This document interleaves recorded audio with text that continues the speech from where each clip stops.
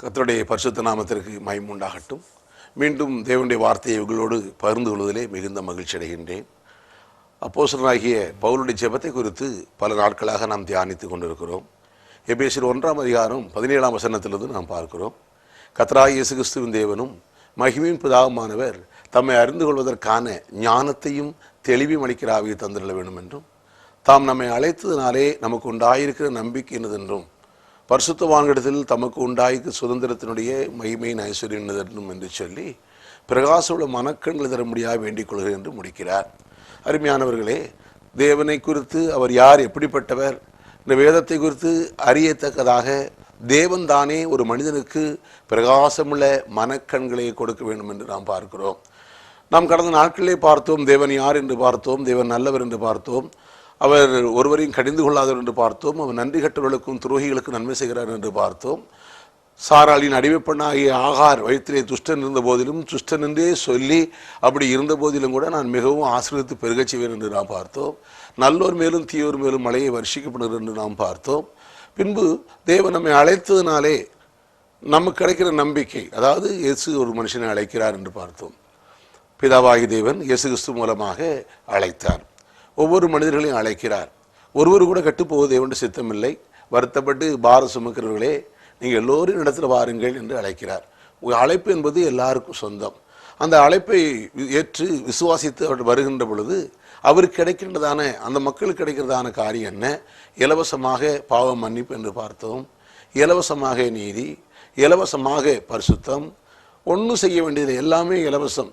அதற்குண்டான கிரயத்தை அவர் செய்து முடித்திருக்கிறார். அருமையானவர்களே, அது மாத்திரமல்ல, இலவசமாக பொருளாதார ஆசீர்வாதம், இலவசமாக வெற்றி வாழ்க்கை, இலவசமாக பரிசுத்தாவின் அபிஷேகம் நிறைவு, இலவசமாக கர்த்தருடைய வருகையில் எடுத்துக்கொள்ளப்படுவது.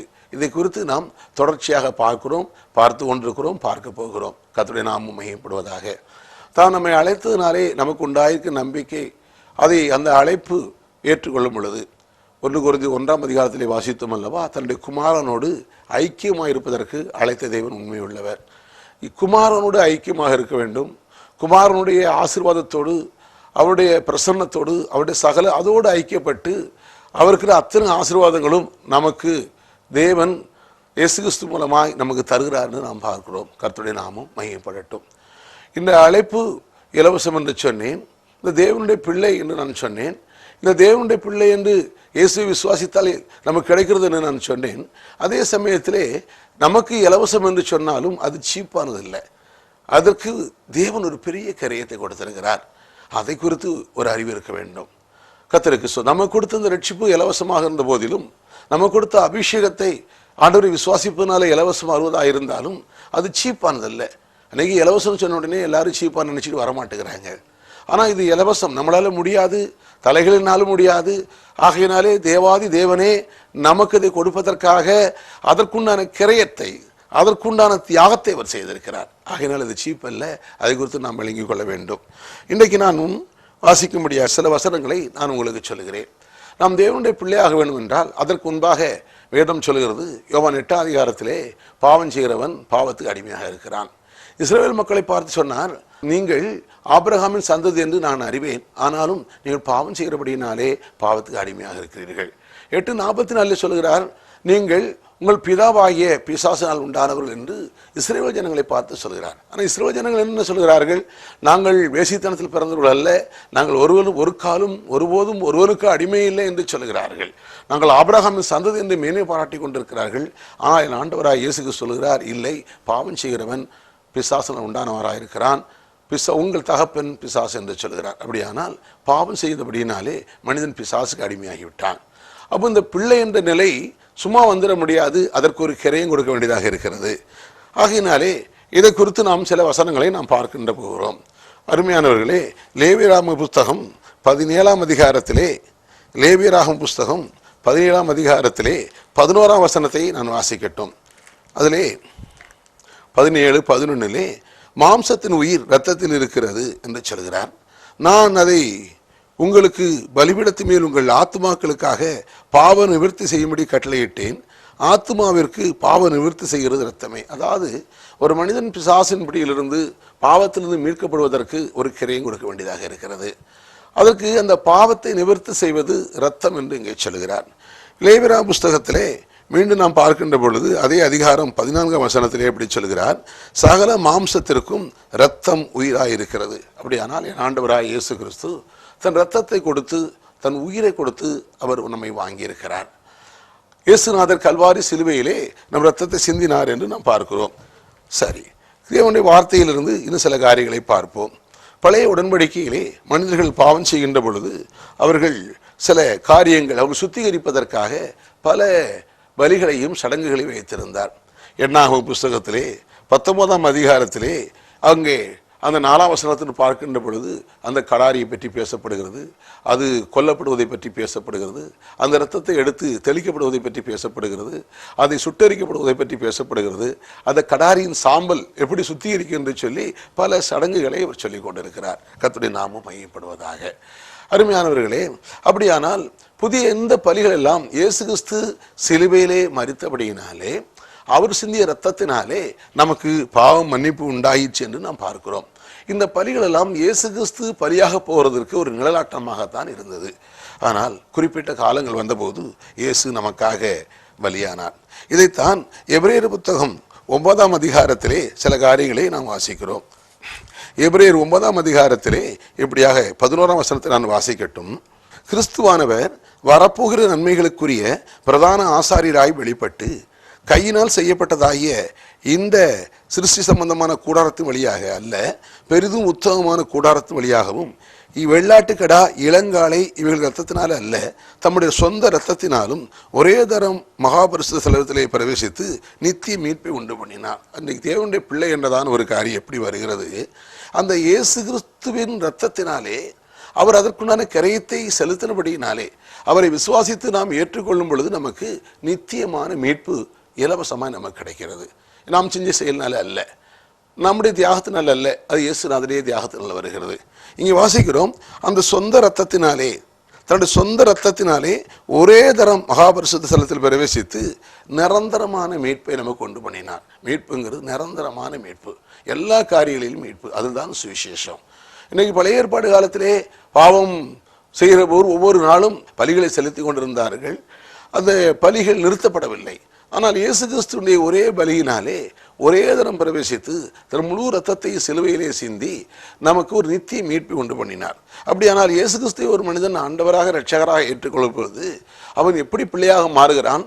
அந்த இரத்த கிரயத்தினாலே அவன் மீட்கப்படுகிறான். அதான் 2000 ஆண்டுகளுக்கு முன்பாகவே முழு உலகத்தின் பாவத்திற்குண்டான கிரயத்தை என் ஆண்டவராய் இயேசு கிறிஸ்து சிலுவையிலே சிந்தி இரத்தத்தை சிந்தி நமக்கு நித்திய மீட்பை உண்டு பண்ணியிருக்கிறார். அப்படியே ரட்சிப்பு என்பது இப்பவும் அல்ல, இன்னைக்கு அல்ல. இந்த ரட்சிப்பு என்பது 2000 ஆண்டுகளுக்கு முன்பாகவே முடிந்து போன ஒரு கதை. ஆனால் அது விளங்கவில்லை. அதை இன்றைக்கு சுவிசேஷமாக அறிவிக்கும் போது யார் அதை விசுவாசித்து ஏற்றுக்கொள்கிறார்களோ அவர்களுக்கு இலவசமாய் பாவ மன்னிப்பு. அதைத்தான் அப்போஸ்தலர் நடபடிகள் 26:18 அப்போஸ்தலனாகிய பவுலுக்கு தேவன் கொடுக்கிற கட்டளை. உன் சொந்த ஜனத்திலிருந்தும் அந்நிய ஜனத்திலிருந்து உன்னை விடுதலையாக்கி அவர்கள் என்னை பற்றும் விசுவாசத்தினாலே பாவ மன்னிப்பு. இந்த பாவ மன்னிப்பு பழைய உடன்படிக்கையிலே பலிகளினாலும் பல சடங்குகளாலும் இருந்தது.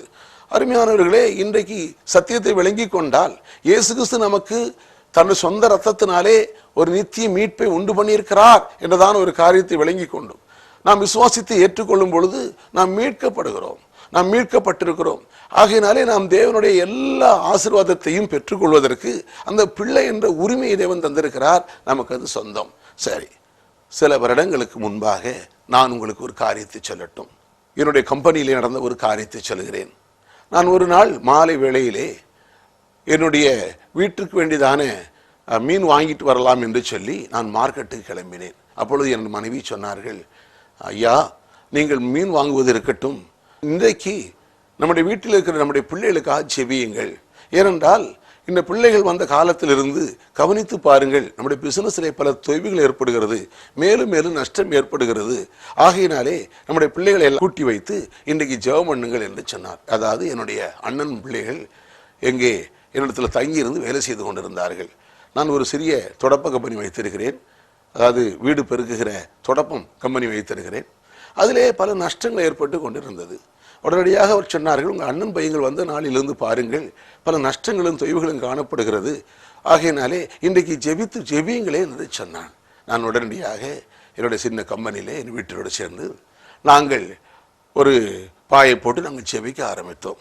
அப்படி ஜெபித்து கடவுளுடைய வார்த்தையை நான் பிரசங்கித்து கொண்டு இருக்கின்ற பொழுதே அங்கே என்ன நடந்தது என்றால், என்னுடைய அந்த பையன்களுக்குள்ள பிசாசினுடைய தொந்தரவு இருந்தபடினாலே ஆட ஆரம்பித்தார்கள். கொடூரமான ஆட்டம் ஆடி போடு கொண்டிருந்தான் அந்த பையன். அப்படி இயேசுவின் நாமத்திலே போய் என்று சொன்னேன். அது உடனடியாக போய்விட்டது, விழுந்து விட்டான். திருப்பி மறுநாள் நாங்கள் ஜெபித்தோம். மறுநாள் பார்த்தா மீண்டும் ஆடினான். அப்போ கேட்டேன், என்னப்பா நேற்று தானே ஆடின பிசாசு இன்னைக்கு வந்துருச்சா? அப்போ கேட்டேன், மீண்டும் கேட்டேன். நீ சொல்லுது இது வேற பிசாசு, நேற்று 2 இன்னைக்கு 2. ஆக மொத்தத்தையும் சில ஸ்ட்ரகிள் பண்ணி போய்விட்டது. அது போன உடனே அந்த நாளிலே நான் இருந்த ஒரு சபையின் போதகரிடம் சென்று, ஐயா எனக்கு ஒரு விதமான கலக்கம், ஒரு பயம், சத்தியத்தை குறித்த ஒரு தெளிவு இல்லாதபடினாலே ஒரு விதமான பயம். ஐயோ இந்த பிசாசு நம்மளை ஏதாவது தொந்தரவு பண்ணுமா என்றதான ஒரு நிலையிலே ஒரு பயம். நான் என்னுடைய போதகரிடம் சென்று, ஐயா இந்த பிசாசு துரத்திலிருந்து ஒரு விதமான கலக்கம், ஒரு பயம் இருக்கிறது, நான் எனக்காக ஜெபம் பண்ணுங்கள் என்று சொன்னேன். அப்பொழுது அவர் சொன்னார், பாருங்க பாருங்க எத்தனையோ காரியங்களை அறியாமையினாலே சில நபர்கள் நடக்கிறது. அவர் சொன்னார், தம்பி உனக்கு ஏன் இந்த வேலை? அது துரத்தின பிசாசு, அதுவும் வீட்டில் ஜன்னல்ல மோட்டில் எல்லா இடத்துலையும் உட்கார்ந்து இருக்குமே, உன்னை தொந்தரப்படுத்துமே, அதுக்காகத்தானே ஊழியர்களாகி நாங்கள் இருக்கிறோம், உனக்கு ஏன் இந்த வேலை இருக்குன்னு சொல்லிட்டார். அவ்வளவுதான். நான் மிகவும் கலங்கி விட்டேன். ஏற்கனவே பயந்திருந்தேன். இப்பொழுது இந்த பிசாசு நம்மை தாக்குமோ ஏன்னா என்றால் அநேகர் சொல்லியிருக்கிறார்கள். சில வசனங்கள் எல்லாம் கேட்டிருக்கிறேன், பிசாசை துரத்துனா அது மீண்டும் வந்து தாக்கும், அதுக்கு சில வசனங்கள்லாம் சொல்லி இருக்கிறார்கள். ஏன்னா சத்தியம் தெரியாத காலத்தை அதை நம்பினேன்.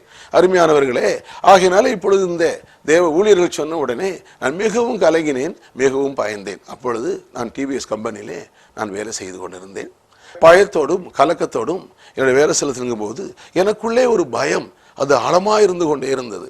நான் ஜெபித்தேன், கத்தாவே கத்தாவே இறங்கும், ஐயோ ஆண்டவரே இந்த தாக்கும் விழுகுதே, என் குடும்பத்தை தாக்குமா, இந்த என்னுடைய தொழிலை தாக்குமா, என்ன செய்யறது ஆண்டவரே? ஏன்னா சத்தியம் அந்த நாட்களில் தெரியாது அருமையானவர்களே, குழந்தையாக இருந்த அனுபவம். ஆகையினாலே அப்பொழுது பல வருடங்களுக்கு முன்பாக நடந்த சம்பவம் அது. உடனடியாக கர்த்தருடைய நாமம் மகிமைப்படுவதாக அப்பொழுது யாரோ ஒருவர் ஆவியானவர் என்னோடு பேசுவது போல, நான் ஆண்டவர் என்று நம்புகிறேன், எனக்குள்ளிருந்து ஒருவர் பேசுவதை போல நான் உணர்ந்தேன். அப்பொழுது நான் என்னுடைய கையிலே, நான் இன்ஸ்பெக்டராக இருந்தபடினாலே ஒரு 50 பைசா விலைக்குள்ளே ஒரு பேனா வைத்து நான் கையெழுத்து போட்டு கொண்டிருந்தேன். ஒவ்வொரு மிஷினாக நான் செக் பண்ணி அவர்களுக்கு சைன் பண்ணி கொண்டிருந்தேன். அப்படி இருக்கின்ற பொழுது ஆண்டவர் கேட்டார், உன் கையில் இருக்கிற பேனா விலை என்ன? 50 பைசா ஆண்டவரே. ஆகையினால் இது தொலைத்து விட்டால், ஐயோ இது தொலைத்து விட்டால் வேலை ஓடாத ஆண்டவரே, எனக்கு ரொம்ப முக்கியம், நான் தொலைக்க மாட்டேன் என்று சொன்னேன். நீ 100 ரூபாய் கொடுத்து ஒரு பொருளை வாங்கினால் என்ன செய்வாய்? ஐயோ 100 ரூபாய் என்றால் இன்னும் நான் கேர்ஃபுல்லாக வச்சிருப்பேன் ஆண்டவரே அப்படின்னு சொன்னேன். அப்போ மீண்டும் அவர் சம்பாஷித்து கொண்டே இருக்கிறார். இந்த பயத்தின் நடுவிலே அவர் என்னோடு இடைப்பட்டு கொண்டதை நினைக்கிறேன். ஒருவர் எனக்குள் பேசி கொண்டிருக்கிறதை போல உணர்ந்தேன். பின்பு அவர் சொன்னார், 1000 ரூபாய் கொடுத்து ஒரு பொருளை வாங்கினா என்ன செய்வாய் என்று. ஐயோ 1000 ரூபாய்னா ரொம்ப இன்னும் கேர்ஃபுல்லாக இருப்பேனே சொன்னேன்.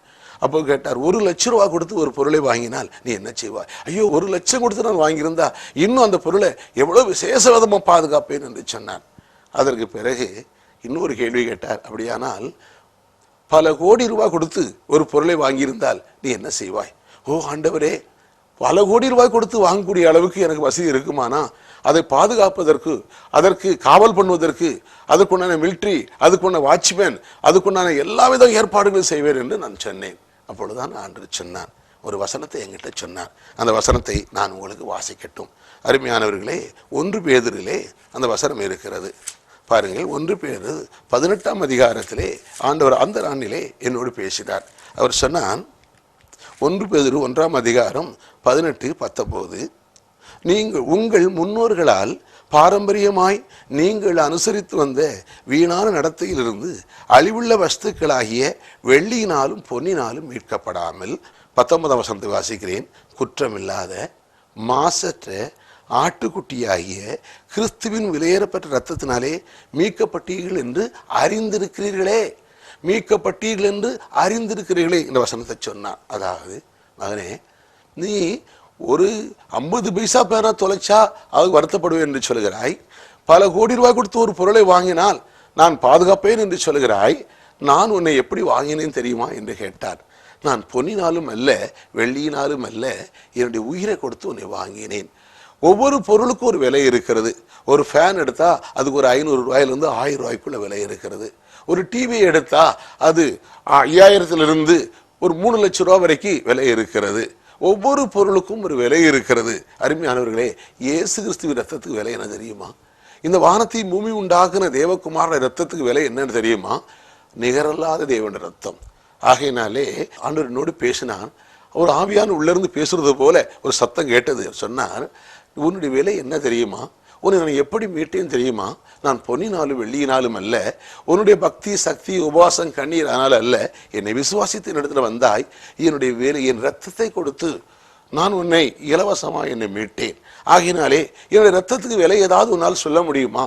என் ரத்தம் என்பது என் உயிராக இருக்கிறது, என் ஜீவனை கொடுத்து நான் உன்னை வாங்கினேன். ஆகையினாலே சொன்னார், மீட்கப்பட்ட பொருளே, அவர் சொன்னார், மீட்கப்பட்ட பொருளே, உன்னுடைய விலை உனக்கு என்ன என்று நீ அறியாமல் இருக்கலாம். உன்னை விலை கொடுத்து வாங்கின எனக்கு நீ எவ்வளவு விலையேறப்பட்டவன் என்று எனக்கு தெரியும். நீ விலையேறப்பட்டவன், நீ நிகரற்றவன், என் ரத்தத்தினால நீ மீட்கப்பட்டவன், என் உயிரால் மீட்கப்பட்டவன், என் உயிருக்கு சமமானவன் என்று ஆண்டவர் சொன்னார். உடனடியாக உள்ளத்திலே பரவசம், தாங்க முடியாத சந்தோஷம். உடனடியாக ஓடினேன், பாத்ரூமில் ஓடி போய் ஆனந்த கண்ணீர் விட்டு கர்த்தரை துதித்து சில நிமிஷங்கள் கர்த்தரை துதித்து மகிமைப்படுத்தினேன். ஒரு பக்கம் அழுகை, ஒரு பக்கம் சந்தோஷம். ஆம், என்னுடைய பயமெல்லாம் போய்விட்டது. பிசாசு தாக்குமோங்கிற பயம் போயிடுச்சு. ஏன்னா அன்னைக்கு அநேகர் இந்த போதனை என்ன ஆயிடுச்சு போச்சுன்னா, பிசாசு தாக்கிடும், பிசாசு அடிச்சிடுவான். கர்த்தருக்கு ஸ்தோத்திரம், அதை நம்பி விட்டோம். ஆகினால்தான் ஆண்டவர் சொன்னார், மீட்கப்பட்ட பொருளே, உன்னுடைய விலை என்ன என்று உனக்கு தெரியாமல் இருக்கலாம், உன்னை மீட்ட எனக்கு உன் விலை என்ன என்று தெரியும். நீ விலையேறப்பட்டவன், என் ரத்தத்தால் மீட்கப்பட்டவன். உன்னை என் உயிரை கொடுத்து வாங்கினபடியால் உன்னை எப்படி பாதுகாக்க வேண்டும், எப்படி பராமரிக்க வேண்டும், நான் சேனைகளின் கர்த்தர், எனக்கு ஒரு பெரிய சேனையே இருக்கிறது.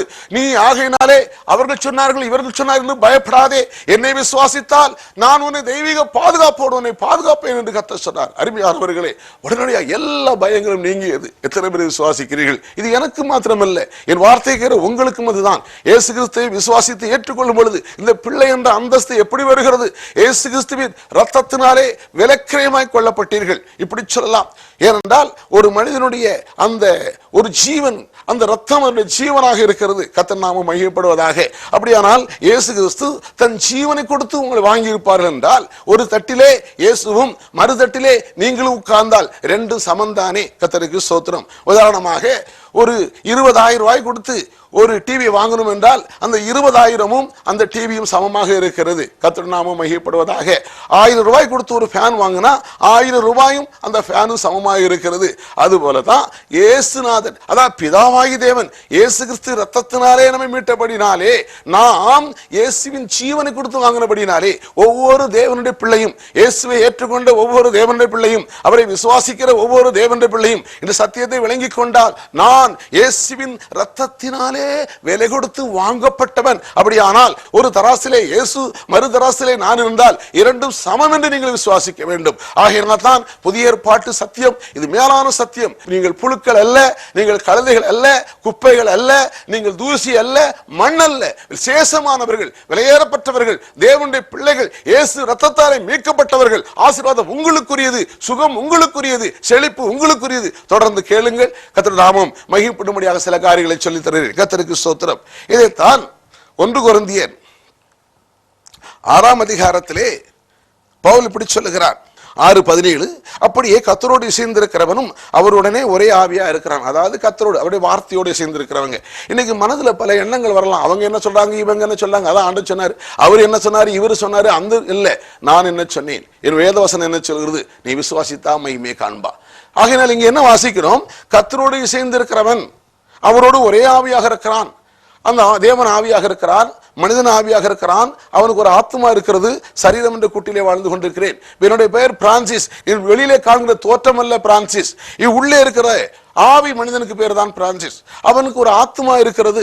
அவன் சரீரத்திலே வாழ்ந்து கொண்டிருக்கிறோம். ஒரு நாள் இந்த சரீரத்தை விட்டு பிடிந்து நான் என் தேவனோடு இருக்க முடியாது கடந்து போய் விடுவேன். ஆகையினாலே எனக்குள்ள இருக்கிறவன் தான் உண்மையான மனிதன். அதை பேதுரு சொல்லும் போது, நான் இந்த கூடாரத்தை விட்டு நீங்கி போவது சீக்கிரம் என்று சொல்லுகிறார். அந்த வெளியில் இருக்கிற மனிதனுக்கு கூடாரம் என்று பெயர். இந்த தேவன் நம்மை இப்போது விலை கொடுத்து வாங்கினான். எந்த விதத்திலே? ஆவி மனிதன்கிற விதத்திலே உள்ளுக்குள்ளே நம் தேவனுடைய பிள்ளை என்ற நிலை வந்திருக்கிறது. அதைத்தான் சொல்லுகிறார். கர்த்தரோடு இசைந்திருக்கிறவன், ஆண்டோடைய வார்த்தையோடு இசைந்திருக்கிறவன். 1000 எண்ணங்கள் இருக்கலாம், 1000 பேர் சொல்லலாம், என் மனது பல காரியங்களை சொல்லலாம், என் உணர்ச்சிகள் பல காரியம் சொல்லலாம். ஆனா கர்த்தருடைய வார்த்தையோடு நான் இசைந்திருக்கிறவன். ஏனென்றால் கர்த்தருடைய வார்த்தை குறித்து இயேசு சொல்லுகிறார், நான் சொல்லுகிற வார்த்தைகள் யோவான் 6ஆம் அதிகாரத்திலே வாசிக்கிறோம், ஆவியாயும் ஜீவனுமாய் இருக்கிறது. அப்படியானால் கர்த்தரோடு இசைந்திருக்கிறவன் அவரோடு ஒரே ஆவியாக இருக்கிறான். அவன் ஒன்றித்து விட்டான், அந்த வார்த்தையோடு ஒன்றித்து விட்டான் சொல்லிட்டு தான் சொல்றாரு வேசித்தனத்துக்கு விலகி ஓடுங்கிறாரு. எந்த பாவமும் சரீரத்துக்கு புறம்பா இருக்கும், வேசித்தனம் பண்ணினா அது மோசமான பாவம் என்று சொல்கிறார். சொல்லிட்டு 19ஆம் வசனத்திலே ஒரு காரியம் சொல்கிறார் பாருங்க, உங்கள் சரீரமானது தேவனுடைய பிள்ளைகளுக்கு சொல்கிறார், தேவனுடைய பிள்ளையே உங்கள் சரீரமானது நீங்கள் தேவனாலே பெற்றும் உங்களில் தங்கியும் இருக்கிற பரிசுத்த ஆவியுடைய ஆலயமாய் இருக்கிறது என்றும் நீங்கள் உங்களிவர்கள் அல்ல என்றும் அறியீர்களா. அப்போ நான் எனக்கு கிரையம் கொடுத்து வாங்கிட்டார், வாங்கின பின்பு நான் இன்னொருக்கு சொந்தமானவன். என்றைக்கு நான் இயேசுவை விசுவாசித்தேனோ அன்றையிலிருந்து நான் தேவனுடைய பிள்ளை. என்னை விலை கொடுத்து வாங்கியிருக்கிறார். வாங்கினவர் சாமானியமானவர் அல்ல, இந்த வானத்துக்கும் பூமிக்கும் சொந்தக்காரர். நான் கிரயத்துக்கு கொள்ளப்பட்டிருக்கிறேன். எதற்கு என்ன கிரயம் கொடுத்தார்? தன் உயிரை கொடுத்து என்னை வாங்கியிருக்கிறார். அப்படியான நான் உயிருக்கு சமமானவன். அவர் எப்படிப்பட்டவர்? சகல நிறைவும் உள்ளவர், சகல பரிபூர்ணமும் அவருக்குள்ளே சம்பூர்ணமாக இருக்கிறது. இப்போது வாங்கினவர் எனக்கு சம அந்தஸ்து கொடுத்திருக்கிறபடியாலே, சம நிலையை கொடுத்திருக்கிறபடினாலே அது வாங்கினவர் அப்படியே விடவில்லை. அதைத்தான் வாசிக்கிறோம் எபேசியர் 2ஆம் அதிகாரம் 1-2 வசனங்கள் இருந்து வாசிக்கும் போது, அக்கிரமங்களிலும் பாவங்களிலும் செத்து கிடந்த நம்மை இயேசு விசுவாசித்த ஒரே காரணத்தினாலே தேவனோ இரக்கத்தில் ஐஸ்வர்யமுள்ளவராக இருந்து தமது மிகுந்த அன்பினாலே நம்மை மீட்டு நம்மை ரட்சித்து அவரோடு கூட எழுப்பி அவரை என்ன செய்யலாம், உன்னதங்களிலே பிதாவாகி தேவனோடு கூட இயேசுவோடு கூட உன்னதங்களிலே அவரோடு கூட உட்கார வைத்தார் என்று வேதம் சொல்லுகிறது. அப்படியானால் ஆண்டவர் நம்மை மீட்டது மாத்திரமல்ல, பிள்ளை என்ற அந்தஸ்து கொடுத்தது மாத்திரமல்ல, உன்னதங்களிலே இயேசு இருக்கிற அந்த இடத்திலே அவரோடு கூட சமநிலையிலே எந்த குற்ற உணர்வும் இல்லாதபடி, எந்த தாழ்வு மனப்பான்மை இல்லாதபடி, எந்த விதமான ஆக்கின் தீர்ப்பு இல்லாதபடி, எந்த விதமான பயம் இல்லாதபடி தேவனுக்கு சமமாக தேவனுடைய சமூகத்திலே நம்மளை உட்கார வைத்தார் என்று நான் சொல்லவில்லை, எழுதப்பட்ட வேதம் சொல்கிறது. அருமையானவர்களே, கர்த்தருக்கு ஸ்தோத்திரம். ஆகையினால் தான் சொல்கிறேன், எல்லா ஆசீர்வாதங்களையும் நாம் விசுவாசத்தினாலே இலவசமாக அனுபவிக்கலாம். நீங்க சத்தியத்தை அறிகின்ற பொழுது கிடைக்கிறது. அதைத்தான் நான் பார்க்கிறோம். அதான் என் ஜனங்கள் அறியாதபடினாலே அழிந்து போகிறார்கள், என் ஜனங்கள் அறியாதபடினாலே சிறைப்பட்டு போகிறார்கள், என் ஜனங்களை அறியாதபடினாலே கனம் பொருந்தினவர்களாக இருந்தும் அவர்கள் தேவனுடைய ஜீவனாலே விலை கொடுத்து வாங்கப்பட்டவர்களாக இருந்தும் அதை அறியாதபடினாலே தான் யார் என்றும் கிறிஸ்துவுக்குள் எனக்கு என்ன இருக்கிறது என்றும் தேவன் எனக்கு என்ன செய்தார் என்றும் எனக்கு இன்னும் என்ன அதிகாரம் கொடுக்கப்பட்டது என்றும் என்னென்ன ஆசீர்வாதங்களை நான் சட்டப்படி அனுபவிக்கலாம் என்றும் வேத வசனத்திலிருந்து ஒரு ஞான இருதயம் ஒரு அறியாதபடியினாலே ஒரு ஆசீர்வாதத்தையும் இல்லாதபடி அழிந்து கொண்டிருக்கிறார் என்று வேத வசனம் சொல்கிறது. அருமையானவர்களே, கர்த்தருடைய நாமம் மையப்படுவதாக. அப்படியான நீங்க என்ன சொல்கிறாரு, உங்கள் சரீரமானது, அப்ப என்னுடைய சரீரமானது நான் தேவனாலே பெற்றும் என்னில் தங்கியும் இருக்கிற அந்த பரிசுத்த ஆவியானவர் இயேசுவை ஏற்றுக்கொண்ட போது நாம் தேவனுடைய பிள்ளையாக மாத்திரமல்ல, நாம் தேவனுடைய ஆவியானவரை பெறுகிறோம். அதுவும் இலவசமாக பெறுகிறோம். அதை குறித்து தொடர்ந்து நாம் பார்ப்போம். இந்த ஆவியானவர் யாராவது பெறவில்லை என்றால், அபிஷேகம் பெறவில்லை என்றால், தேவ ஆவியா நிறைவு பெறவில்லை என்றால் என்னோடு தொடர்பு கொள்ளுங்கள். அதற்கு நான் வசனங்களை சொல்லி தருகிறேன். நான் ஏழு இடங்களில் வார்த்தையை பேசிக் கொண்டிருக்கும் போதுதான் பரிசுத்த ஆவி இறங்கி வருகிறார். கர்த்தருக்கு ஸ்தோத்திரம். அது சத்தியத்தை சொன்னால், ரட்சிப்பின் சத்தியத்தை சொன்னால் ரட்சிப்பு கிடைக்கும். சுகமாகிற சத்தியத்தை குறித்து சொன்னால் சுகம் கிடைக்கும். விருத்தியாகிற சத்தியத்தை வேதத்தில் எடுத்து பேசினால் விருத்தி உண்டாகும். அது மேல வெற்றியை பற்றியே பேசிக் கொண்டிருந்தால் வெற்றி உண்டாகும். அதே போல பரிசுத்த ஆவியானவர் எப்படி பெற்றுக்கொள்வது என்று வேதவசனத்திலிருந்து அந்த போதனைகளை நான் போதிக்க ஆரம்பித்தால் கேட்டுக்கொண்டிருக்கும் போதே அதற்கு கூச்சல் போட வேண்டாம், அது கையை வைக்க வேண்டாம், அதுக்கு கொட்டடிக்க வேண்டாம், அதுக்கு ஏதோ காத்திருக்க வேண்டாம். கர்த்தருடைய வார்த்தையை விளக்கி சொல்லும் போதே நீங்கள் அதை விசுவாசிக்க ஆரம்பிப்பீர்கள். அந்த சத்தியத்தை அறிகின்ற பொழுது நீங்கள் விசுவாசிக்க ஆரம்பிப்பீர்கள். உடனடியாக இலவசமாக பரிசுத்த ஆவி பெறுவீர்கள். இப்பொழுது நான் 1974 நான் பரிசுத்த ஆவி பெற்றிருந்தேன். கர்த்தருக்கு ஸ்தோத்திரம். இப்போ பாருங்க, அப்போ நீங்கள் உங்கள் சரீரமானது 19ஆம் வசனம் தேவனாலே பெற்றும் உங்களில் தங்கியும் இருக்கிற பரிசுத்த ஆவியுடைய ஆலயமாக இருக்கிறது என்றும் நீங்கள் உங்களுடையவர்கள் அல்ல என்றும் அறியீர்களா. அப்ப நான் என்னுடையவன் அல்ல, நான் தேவனுடைய ஆலயமாக இருக்கிறேன். தேவன் சாமானியமானவர் அல்ல, அவர் அசாதாரணமானவர், அவர் வெங்கல கதையை உடைக்கிறவர். அப்போ விசுவாசிக்க வேண்டும். நம்முடைய மனது இதற்கு விரோதமா எப்போதும் பேசிக்கொண்டே இருக்கிறது, நம்முடைய உணர்ச்சிகள் இதற்கு விரோதமா பேசிக்கொண்டே இருக்கிறது. ஆனா இதை விட்டு தள்ளிவிட்டு தேவனுடைய வார்த்தை என்ன சொல்வதோ அதில் உறுதியா நின்றால் ஆஸ்வதிக்கப்படும். அடுத்த வசனம் பாருங்க, 1 கொரிந்தியர் 6:20 வசனம் வாசிக்கிறேன். கிரயத்துக்கு கொல்லப்பட்டீர்களே. அப்ப கிரயத்துக்கு கொல்லப்பட்டீர்களே, ஆகையினால் தேவனுக்கு உடையவளாகிய உங்கள் சரீரத்தினாலும் உங்கள் ஆவியினாலும் தேவனை மையப்படுத்துங்கள். உங்கள் சரீரத்தில் அவனை மையப்படுத்தணும். சரீரத்தில் எப்படி மையப்படுத்துறது? பாவம் செய்யாம உங்களால வாழ முடியுமா? முடியாது. அப்ப இதுக்கு என்ன செய்யணும்? ஒன்றும் செய்ய வேண்டியதில்லை, இயேசு உள்ள வரணும். நான் பாவம் செய்யாம வாழணுங்கிற ஒரு ஆசை இருக்கணும். அந்த ஆசையை நிறைவேற்ற ஆண்டவருக்கு ஒப்பு கொடுக்கணும். அவ்வளவுதான், வேற ஒன்றுமே கிடையாது. அதான் சொல்ல, நீதிமான் விரும்புகிற காரியம் கொடுக்கப்படும். இயேசு ஏற்றுக்கொண்டா நீங்க தேவனுடைய பிள்ளை மாத்திரம் இல்லை, நீதிமான். அப்ப நீதிமான் என்ன விரும்புறோம்? பாவம் பண்ணுனா அது பிரச்சனை, அதனால அழிவு வருகிறது எனக்கு தெரியும். ஆண்டவரே, எனக்கு பாவம் செய்யாம இருக்க ஆற்றல் எனக்கு நான் விரும்புகிறேன், நான் பரிசுத்தமா வாழ விரும்புகிறேன், ஆகையினால இந்த சரீரத்தை கூட தேவனை மையப்படுத்துறோம். அப்படி நீங்க விரும்பினா அது கிடைக்கும். கர்த்தருக்கு ஸ்தோத்திரம். உங்க தேவனுக்கு உடையவளாகி உங்கள் சரீரத்தினாலும் உங்கள் ஆவியினாலும் தேவனை மையப்படுத்தீர்கள். எத்தனை நன்மையான செய்தி! நாம் கிரயத்துக் கொள்ளப்பட்டோம், நாம் இயேசுவின் ஜீவனுக்கு சமமானவர்கள். அருமையானவர்களே, ஆகையினால் தான் இதே அதிகாரத்திலே 6ஆம் அதிகாரத்திலே இப்படி சொல்கிறார். 14ஆம் வசனம் சொல்கிறாரு, தேவன் கர்த்தரை எழுப்பினாரே. நான் கிரயத்துக் கொள்ளப்பட்டவன், ஆகையினாலே நான் தேவனுடைய பிள்ளை. நான் சும்மா தேவனுடைய பிள்ளையாகவில்லை, அதற்கு ஒரு விலை கிரயத்தை கொடுத்திருக்கிறார். அதற்கு ஒரு பெரிய தியாகத்தை செய்திருக்கிறார். கல்வாரி சிலுவையிலே 3 ஆணிகள் மத்தியிலே புழு போல துடித்து துடித்து துடித்து தன் உடம்புக்கு அத்தனை ரத்தத்தை சிந்தி அந்த ரத்தத்தை கொடுத்து ஜீவனை கொடுத்து என்னை வாங்கியிருக்கிறார். ஆகையினாலதான் இயேசுவை விசுவாசிக்கிற ஒவ்வொரு மனிதனும் இலவசமாய் பாவம் மன்னிப்பை பெறுகிறான். இலவசமாய் பாவம் மன்னிப்பை பெறுவது மாத்திரமல்ல, இலவசமாய் தேவனுடைய பிள்ளை என்ற அந்தஸ்தை பெறுகிறான். அந்த பிள்ளை என்ற அந்தஸ்து சாதாரணமாக தெரிகிறது, அது சாதாரணமான காரியம் அல்ல. இயேசு தன் ஜீவனை கொடுத்து துடித்து துடித்து துடித்து ரத்தத்தை சிந்தி விலை கொடுத்து வாங்கி இருக்கிறார். நீங்கள் நிகரற்றவர்கள். இயேசுவை ஏற்றுக்கொண்ட தேவனுடைய ஜனங்கள் விசேஷமானவர்கள், தேவனுடைய உயிருக்கு சமமானவர்கள். ஆனால் தான் தேவன் உங்களை உன்னதத்தில் உட்கார வைத்திருக்கிறார். அது இங்கே என்ன வாசிக்கிறோம்? 1 கொரிந்தியர் 6:14 என்ன வாசித்தோம்? தேவன் கர்த்தரை எழுப்பினாரே, தேவன் இயேசுவை எழுப்பினாரே.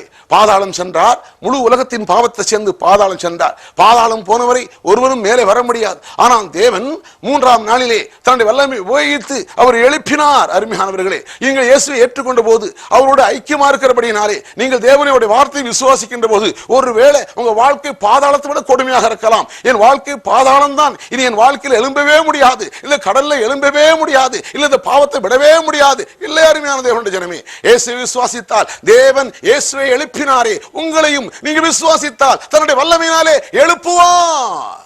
அருமையான ஜெபிக்கட்டும். ஒரு நிமிஷம் கண்களை மூடுங்கள்.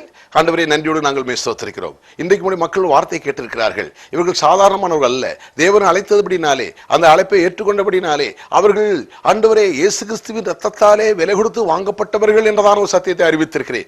ஆண்டவரே, இந்த சத்தியத்தை இருதயத்தில் பதிக்கட்டும். அவருடைய மனதின் அளவின்படி அல்ல, உணர்ச்சியின் அடிப்படையில் அல்ல விசுவாசியாதபடி, கர்த்தருடைய வார்த்தையை ஆண்டவரை இருதயபூர்வமாக விசுவாசித்து, தேவன் எனக்காக கல்வாரி சிலுவையிலே விலை கொடுத்து வாங்கியிருக்கிறார், ஜீவனை கொடுத்து வாங்கியிருக்கிறார், நான் ஜீவனுக்கு சமமானவன், ஆகையினாலே நான் இயேசுவோடு ஐக்கியமாயிருப்பதற்கு அழைத்த தேவன் உண்மையுள்ளவர், எனக்கு சுகம் உண்டு, நல்வாழ் உண்டு, என் வாழ்க்கை ஒரு பொற்காலமே மாறுகிறது என்று விசுவாசிக்கட்டும். விசுவாசித்தால் மகிமை காண்பாய் என்று சொன்னீரே ஆண்டவரே, விளங்கட்டும். இனி ஒருவாளும் ஒருபோதும் ஆண்டவரே தன்னை அல்பமாக, தன்னை குப்பையாக, தன்னை கழுதை போல் எண்ணாதபடி உயர்ந்த எண்ணத்தோடு நான் ராஜவம்சத்தை சேர்ந்தவன், நான் ராஜகுமாரன் என்று எண்ணட்டும். இயேசுவின் நாமத்திலே பிதாவை கண்களை திறந்ததுக்காய் ஸ்தோத்திரம். காரணம் உமக்கு மகிமை புகழ்ச்சி அத்தனை உமக்கு இயேசுவின் நாமத்திலே பிதாவே, ஆமென்.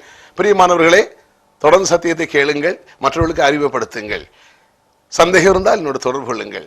நாளை தினம் இதே நேரத்தில் நாம் சந்திப்போம். கர்த்தர் உங்களுக்கு உதவி செய்வாராக. ஆமென்.